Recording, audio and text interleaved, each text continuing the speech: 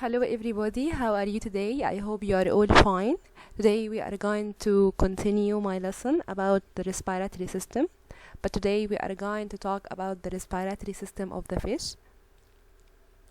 So before we get started, I want to ask you some questions. So how fish breathe? Okay, so can you stay and breathe under the water all the time or just a short time? So the answer will be no. So we cannot stand keeping our body under the water because we are not fish, right? Okay, but in case of fish, can fish stay and breathe under the water all time? The answer will be yes. So let's know why the fish can survive under the water while us as a human cannot survive under the water. So human can breathe and survive on land but not under the water. But in case of fish, the fish can survive underwater but not on land. Okay, so to know the answer, of course we are going to check out or to find out about the body of the fish.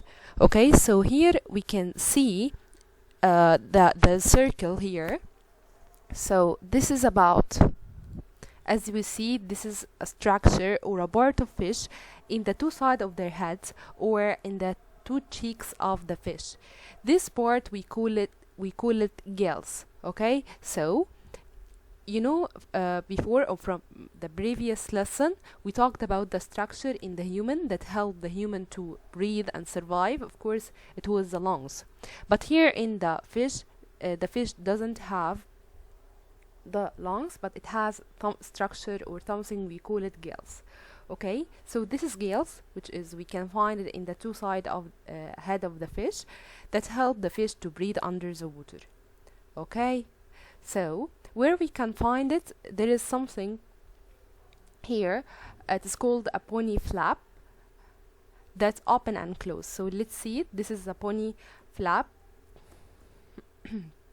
that open and close, and this is the gills inside the head of the fish. Okay, so fish use the gills. Why? To take the oxygen from the water while we take the oxygen from the air. Of course. So fish use the gills to take the oxygen out of the fish and release carbon dioxide from their mouth. Fish has a unique structure. We call it gills that help the fish to survive and adapt under the water. Okay, so the environment that the fish live must be clean and to keep the fish in the healthy way, and because the fish breathe under the water. Okay, so water pollution impact the fish that live nearby. As we said before, that the pollution happen to the environment affect our respiratory system because we are breathing from the air, and also the pollution that happen to the water affect the fish because the fish breathe from the water. Okay, here we have similarities and difference between the fish and the human. As we see, there is the human respiratory system and fish respiratory system. They have some similarities in what? In the gas they inhale and exhale. Okay, I think that I skipped one slide, so let's return it back. This is a mechanism which the fish breathe.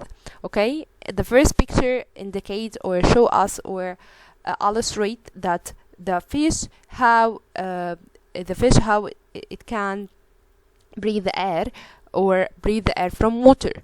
Okay, so first of all is going to open their mouth. Okay, and then the water is going inside the fish body, and then the gills is going to cover its part from the floppy bone. And then the second one, we can see that the mouth closed and the gills open, so they are different, or they are the opposite. When the mouth is open, the gills closed. When the mouth closed, the gills open. So again, water entered the mouth, and then after entered the mouth, the gills is going to be closed, and the oxygen from the air is going to go to the different parts of the fish through the blood vessels. And we said the blood vessels is like the tube where the blood can pass. Okay. And then when the fish is going to exhale the air, which is carbon dioxide, the mouth is going to be closed and the gills is going to be open, and the carbon dioxide going outside the body of the fish.